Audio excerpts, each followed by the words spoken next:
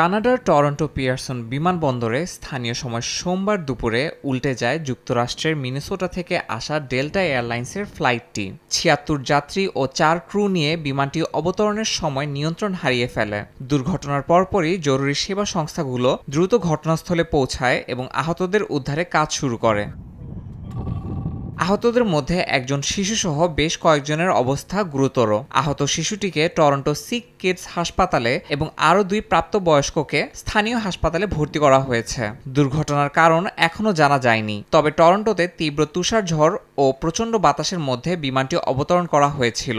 সম্প্রতি এই অঞ্চলে প্রায় ২২ সেন্টিমিটার তুষারপাত রেকর্ড করা হয়েছে, যা বিমান চলাচলে বিঘ্ন ঘটিয়েছে। দুর্ঘটনার পর বিমানের পেছন দিক থেকে ধোঁয়া বের হতে দেখা যায়। দ্রুত আগুন নিভিয়ে যাত্রীদের নিরাপদে বের করে আনে দমকল বাহিনী। এই ঘটনার কারণে কয়েক ঘন্টার জন্য বিমানবন্দরের সব ফ্লাইট ওঠানামা বন্ধ থাকে। এতে চরম ভোগান্তিতে পড়েন যাত্রীরা। শীতকালীন প্রতিকূল আবহাওয়ার মধ্যেও দ্রুত উদ্ধার তৎপরতার কারণে বড় ধরনের প্রাণহানি এড়ানো সম্ভব হয়েছে বলে জানায় বিমানবন্দর কর্তৃপক্ষ। আমরা খুবই কৃতজ্ঞ যে এই ঘটনায় কোনো প্রাণহানি ঘটেনি এবং তুলনামূলক কম আঘাত পেয়েছে আহতরা। এখন আমাদের মূল লক্ষ্য হলো যাত্রী ও ক্রুদের সেবা যত্ন নিশ্চিত করা। এরই মধ্যে অনেকেই তাদের পরিবারের কাছে ফিরে গেছেন।